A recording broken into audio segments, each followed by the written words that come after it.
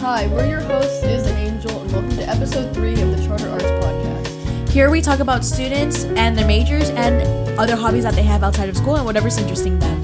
And for today, we have SheaLeigh Eisenberg. She is a member of the Production and Art Department's set and lighting track. So she's the one making all of the sets for the theater shows, sometimes the light for other shows like Dance Soup, Dance Quilt. What other shows happen? We got the music shows too. Yes, this is so true. Shows. Yeah. Mm-hmm. So how are you feeling today, SheaLeigh? Tired. I mean, I was supposed to have a driving test today, but then got to reschedule that because this is very much so more important to me because I love you two very much and I want you guys to be able to put this out. I love you too, SheaLeigh. Oh my god. Yeah. What I was saying, a morning driving test sounds absolutely horrible. Oh, no, it does. It really does. Yeah. Wait, it was in the morning? Yeah, it was supposed to be literally like right now. Oh. Yeah. And I was like, oh, that's not happening. And my mom's like, what do you mean that's not happening? And I'm like, because Is an Angel want to do this podcast and I want them to be able to do it because this is important to them. And so it's important to me. Than a license. Wait, Mom, this is my turn to be famous. What do you mean I gotta learn how to drive? I'm gonna be like, once I'm famous, I'm gonna be taking a limo every single day. No, like, actually. What do you mean? Like, for real. Like, I don't need to know how to drive. So, oh wait, sorry, you wanted to say something? No, You can go ahead. I was just gonna read the next question again. What's something that inspires you both in and outside of school? There is like a few things that inspire me, but honestly, the big one, which funny enough, because I know you're a big fan of this person, is Jim Henson. Jim Henson and his work on the Muppets really, really, really inspires me. It inspires me to keep being, well, I guess you could say like whimsical.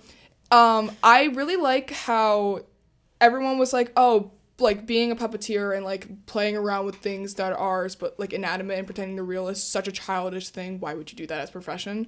But I like how it allows me to like unlock parts of myself where it's like I don't have to feel certain ways because like I can express that via like an object. I also just really, really like how all the Muppets are made. I love the Muppets in general. I also, funny enough, Superman is an inspiration for me. Like the whole entire like Hope Corps thing that happened in July when the Superman movie came out.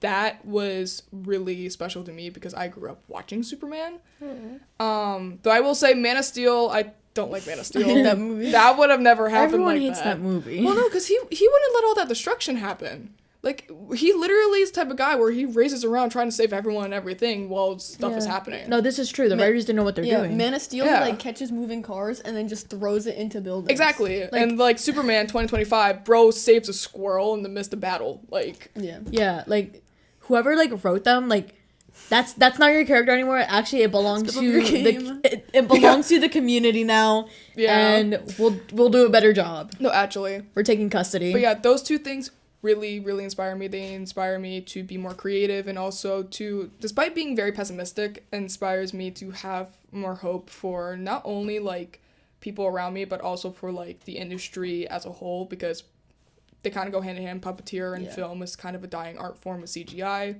and I would love to bring back puppeteer and practical effects, which is actually why I like building sets, because I can build in practical effects in sets, and I like that. I like the resurgence almost of the Muppets, like with the new reboot show that they're doing. I love that. And I think it's definitely true that like with the Muppets especially, like I love how people like they're real actors, like they're people. Yeah. Like they've got like their own IMDb pages and like Spotify pages and whatnot. Like one of my favorite movies, American Werewolf in London, there is a scene where we see David's family watching the Muppet Show. And because of that, in the credits, it literally says Kermit the Frog as himself. Like, I think that's really funny. But, like, going off of that, I actually, like, had a really close friend that I wanted to bring with me today. Some of you might know him. He's a little famous. His name's Bunny. But he, like, I woke him up this morning, and I was like, hey, Bunny, do you want to, like, come be on a podcast with me? Like, we're getting interviewed. And he's like, I'm tired. I don't want to get up. So Bunny, unfortunately, couldn't make it. He had the right idea sleeping in, though. Yeah, which is a little sad because, like, Kermit the Frog and Jim Henson is what me and Bunny are, in a way. in my little world. God. In my little bubble of the world, that's what I see us as. That really sucks. I'm actually like that. Actually broke my goat's not No, here. wait, that actually broke my heart. Bunny's not here. Like, it's really upsetting. And I know some teachers around the school today might be upset by that because they also like seeing Bunny. Wait, that actually makes me really upset because I did have a friend that wants to meet him. Aww. Aww. It's gonna be Gurgle. Aww. Oh, he's friendless. He can hang with the troll. Yeah. Actually, wait. Yeah, no, you're right. Yeah, you're so right. Gurgle, you're gonna be on the show now. Wow. Yeah. Period. But hopefully one day, Bunny will be at his side. Hopefully. Bunny will I can see them being best friends, like down the line. No, definitely. I feel like they kind of like give the vibe of like they're both outcasts and they can find like family within each other, finding like found family. Exactly, that's the best trope actually. That's such a Superman thing though. Found family. It is. Yes, that is literally what he stands for. Like I love Superman so much. He's such a special character to me. Especially because I often feel like an alien in my own little way because I don't really experience a lot of like I guess you could call them social norms how most people do. Like I noticed actually throughout the past year that I don't really experience romance the way most people do, and because of that it kind of makes me feel like I'm an outsider because we see like you both do film. It's so heavily focused now in film, especially if it's not even a romance movie. It's like people like on Letterboxd would be like, oh my god, in this scene they had so much chemistry. In this, I can definitely see these two characters getting together in like a sequel or something. And it's like, why do we have to focus so much on that? Like once you hit the age of 13, it's like so normalized to just be in a relationship or you have to be talking to someone. And I just don't experience that. I agree. I think when it comes to like literature conventions, I feel like romance is just way too overused. And I think the reason why is because people think it's one of the most relatable things, but it's not. It's not. Like found family or friendship, like movies, I feel like movies where they didn't have a strong romance actually end up being a lot more revolutionary. Like, what is it? For example, what was Turning Red, right? I love that movie. We saw the main character who was trying to find love, you know, she had a clear interest in that, but then she like learned that she felt more satisfaction and self-fulfillment exploring herself by the people who were already around her. Yeah, exactly. Like also like I know so DC has a bunch of shows. Some of them are good, some of them are not good. I will say Smallville, really good. Maybe I'm biased because that's Superman. I love Smallville. But like I love the fact that the whole entire purpose of the show is like, yes, Clark Kent, normal teenager, he's just an alien. Like he likes people, he has a love interest. But like it's not the focus of the show. The focus of the show is actually what goes on in their little town. That little community has such little representation in media, and it makes me very sad. So, I would love to bring, like, more representation of that. What's sort of, like, a dream project that you want to work on? Oh, my God. I would love to work one day on The Muppets. Like, I know I said Jim Henson's an inspo of mine, but I literally, like, I would love to, like, work on The Muppets so much. I would love to be a puppeteer for them. I would love to voice one of the Muppets. I have loved playing around with stuffed animals since I was very, very little. I actually have so many of them in my room. It's so bad. And I have names for all of them. They all have personalities. I've actually been told that, like, Bunny is an alter ego of myself. And obviously I'm not denying that. I will say he is, like, my best friend, but I'm not denying that. But I will say, like, when you fiddle around with things that don't necessarily have life to them and you give them life, it allows you to really show other sides of yourself or, like, different thoughts or opinions you're having in a way where it's not like you're being seen as, like, rude or weird. And I think that working on the Muppets professionally would be so amazing because it's literally just you're having a fun time and you're expressing yourself in ways that you don't get too offset. Yeah. That's actually, like, really powerful. Like, that actually... That's a beautiful way to put it. That is an amazing way to put it. Oh my god, playing with stuffed animals is so childish. What are you doing? You're going to be 18 in October. Girl, Jim Henson did it until he was in the grave. Yeah. Sorry. No, literally. And then also, because I make a lot of my own characters. I don't make puppets because I just think that's, like... I don't have the hands for that. Yeah. But I make my own characters, and I see myself in every single one of these characters, even though they differ from me. They're all like different fragments of who I am as a person. No, like exactly. Like I will say, Bunny is definitely like my character that's been around the longest. I've had him since I was 2. He represents the side of my brain that is just very attention-seeking, impulsive, and honestly a little rude. Like, there has been times where I will be, like, around my house having a conversation between me, my mom, and Bunny. My mom would literally tell Bunny to, like, go in his room. Like, go to the corner. And I'm like, why are you doing that? And she's like, because he's being rude. Like, what is the purpose of this? He is being rude. And I'm like, he's just expressing himself. He's his own, like, alternate person. Yeah, Exactly. Like, he has a lot of anger for someone of that size. 1 foot tall, mind you. Yeah. And very also, tiny like, rabbit. He barely even, like, he doesn't even have a body. He's just a head. He's kind of like a floating head. Well, we don't talk about that. I'm sorry. That's a sensitive subject. Angel, how could you? I'm so sorry. I didn't know. But I would love to work on the Muppets. I would love to have my own little puppet on the Muppets. Especially because, like, the interviews that you get to do when you work on the Muppets are so funny. Like, I love specifically, there was an interview, and I think it was in, like, 1998 with Miss Piggy. And they were like, do you have any other talents, Miss Piggy? And she's like, I can do impressions. So, in case you don't know, Frank Oz voices multiple characters in the Muppets. The 3 main that he voices, though, is Miss Piggy, Fozzie, and Animal. So, she's like, oh, I can do impressions. And they're like, really? Who can you do? And she's like, I can do Fozzie. And because it's Frank Oz voicing her, it just sounds perfect. And the interviewers, like, are getting so into it, and it's so funny to watch. Like, you really just get to experience, honestly, like, childhood again as an adult when you work with something like that. Or even working on, like, certain things like comics, like, you just get to remember and, like, experience childhood all over again in a way where it's, like, this is just, like, my release. This is fun for me. Like, it's my job, but, like, I'm just hanging out with my friends having a good old time.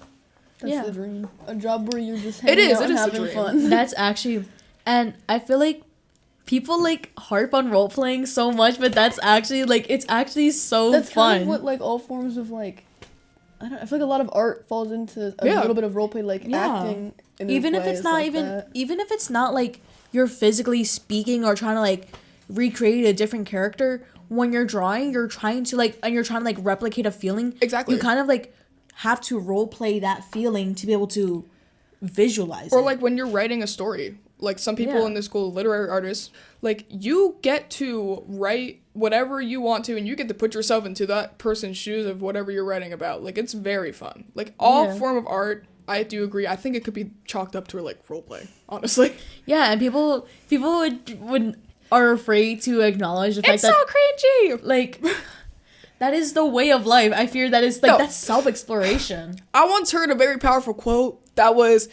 In order to be your full self, you have to delete the part of yourself that cringes and allow yourself to be cringe. This is so true because, like, to be cringe is to be free. No, actually, because I was looking at literally last night, I was looking at my old art because I want to compile them, and I'm like, wow, everything, like, all my art is so different. All the interest I had was so different, but the thing is, I don't feel like I've changed. I just think I hit puberty, and I just think I matured as a person. No, exactly. But I still love my old art. I actually still love how ugly it is. Like, I will sit there and I'll be like, oh, that anatomy is whack, and I don't know what... Yeah. I don't know what they were thinking with this, but, I mean, good for them. Like, past me, it was having a grand old time, and I love that for them. Therefore, I love this piece of art. There's like a carefreeness, I guess, when, like, you look at old art, and you're like, man, I didn't care about anything. I was just drawing. No, for real. And that's, I think... And once you realize that you actually don't have to let go of that to continue, like, you actually can continue to feel like you're just, like, using crayons and coloring on a piece of paper in your free time, you know? Like, you can continue. You can continue to just act like you're having fun because you are afraid to admit that you're having fun, but you are having fun. Yeah, you are. And that's how you keep loving your stuff. Yeah. Are there any things that you've made that you can show us today? I have 2 things. Okay. 2 things. So, I want to go in chronological order. So, this is actually, this lovely gander, do a little 360, is from when I was in 8th grade. I stage managed Singing in the Rain, And every year for theater at my middle school, we used to do dinners before each show, and it was always themed off of the show, and you could like That's fun. you could go if you purchase a ticket with like a little bit of an upgrade. So I actually made all these centerpieces. That's so cool. I like the decal on the base. Yeah, it has string lights in it, but I think the batteries are dead, unfortunately. Yeah. But Just hold it up. This show was like honestly the best show I've ever done in my life. I mean, for me personally, every single time a show has been like beautiful, it's always been like the worst like 3-month period of my life. Always. Yeah. My very, very good friend, he actually is like a sibling to me. His name is Ben. He actually played the lead character in Singing in the Rain. And I remember there was a very specific scene. If you're familiar with the plot of Singing in the Rain, you know that the character that Gene Kelly plays is in love with a girl named Kathy Sheldon. And there is a scene where he's singing to her in a film studio how he is meant for her. When we did that scene, my friend Ben was on a ladder, and because I was stage managing, I was like kind of hooked up into like one little spot backstage. And the entire time he was just looking directly at me, and it was always so funny because I was making faces at him. He was like trying really hard to stay in character. It was always so much fun. But this show taught me a lot of things. One being practical effects is so crucial to theater. I had to figure out how to make an entire rain rig setup so it could rain on stage for the number Singing in the Rain.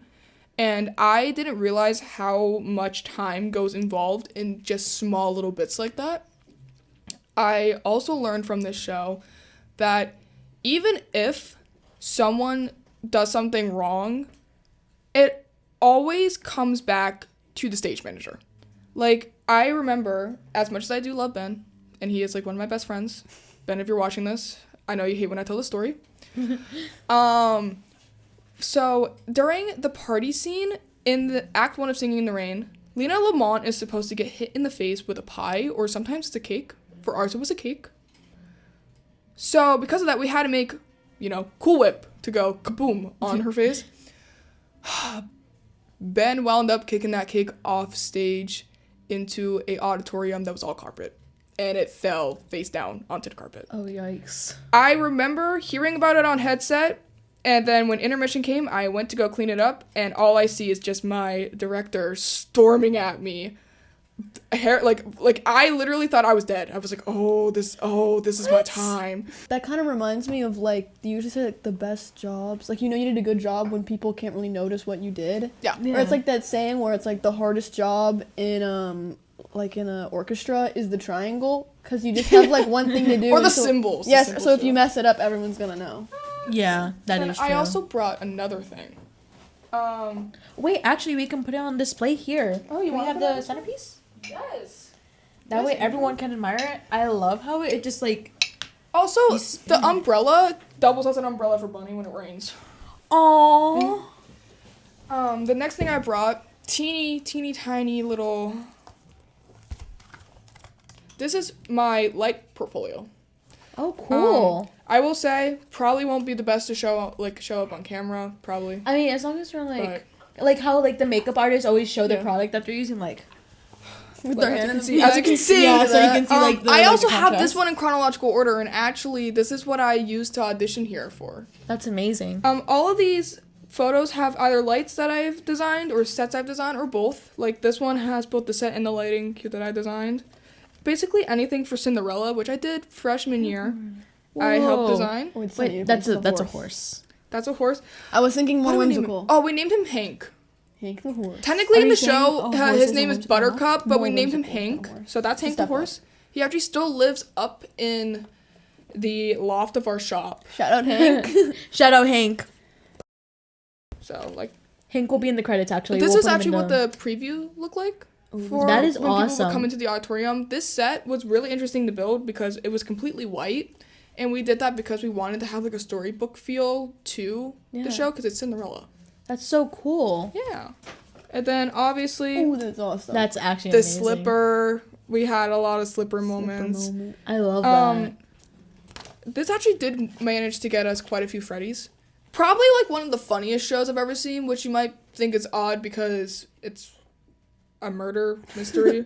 But those are the best ones. It had to do a lot with the fact that Ben, again, was in it. He played the conductor that was on the train. And also, my good friend Matthew, he actually is in this photo.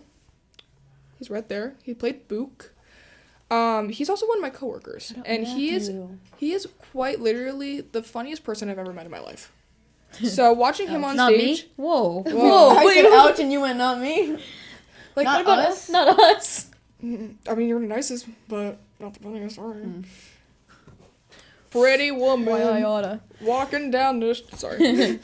But that show was funny, especially because Matthew had so much physicality in that show. Like, it was always very fun to watch.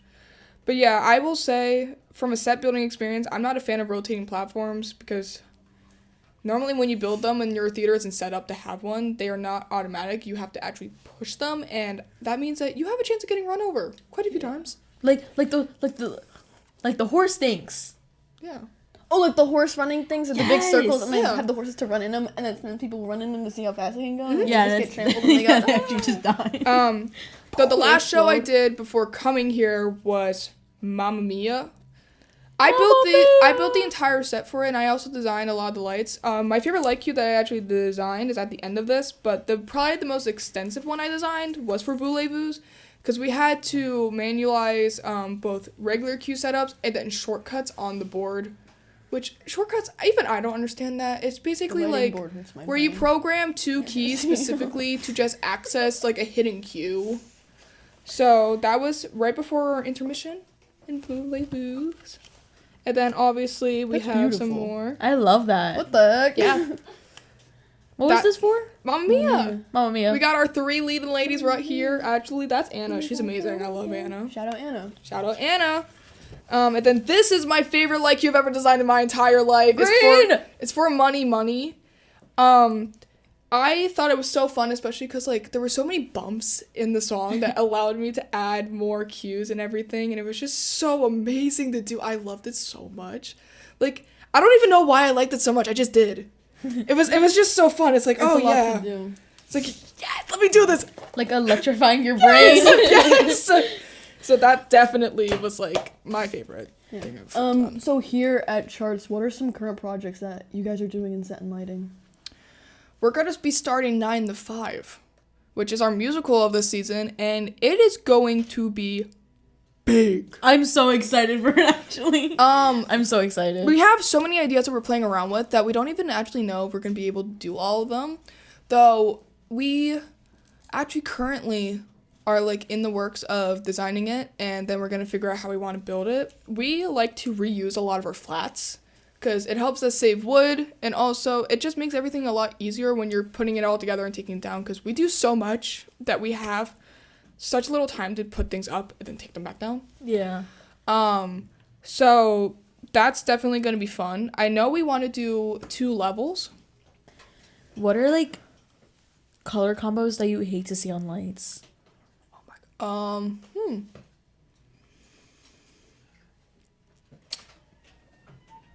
My least favorite color combo to do with lights is red and green.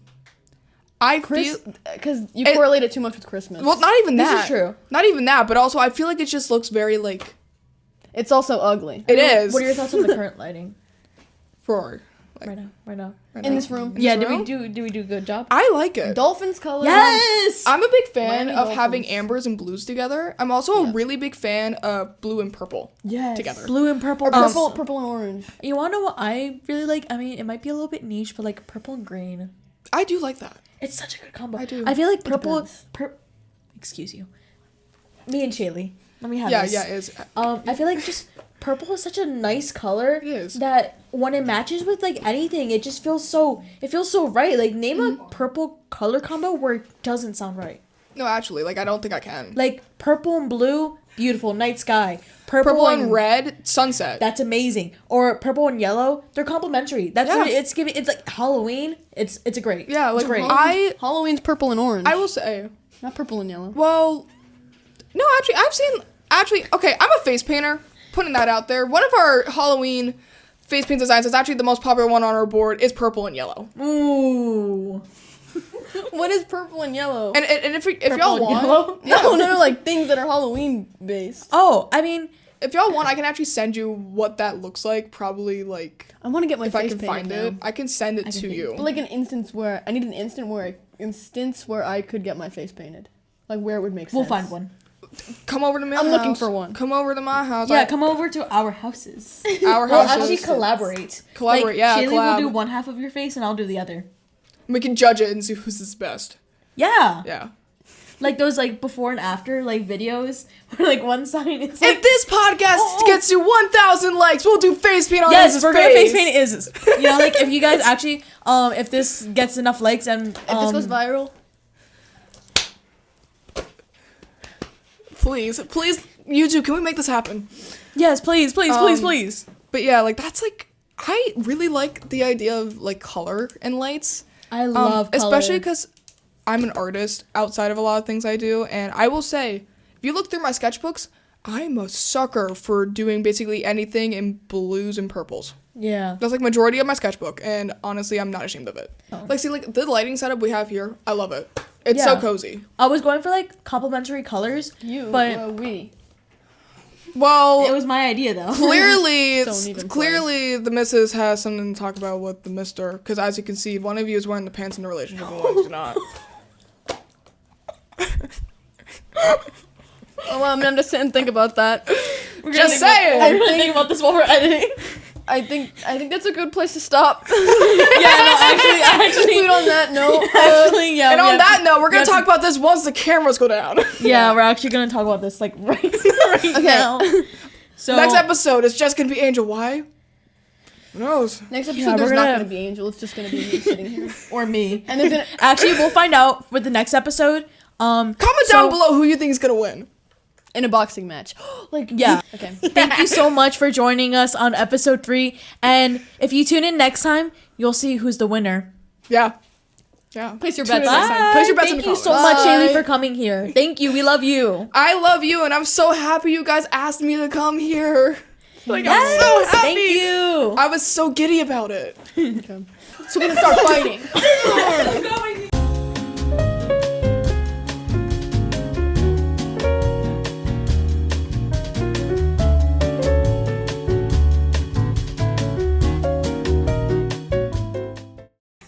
6'7". SheaLeigh. Yeah. 6'7". Yeah. Yeah, I love my life. Mr. Sam, were you 6'7"ing in the booth?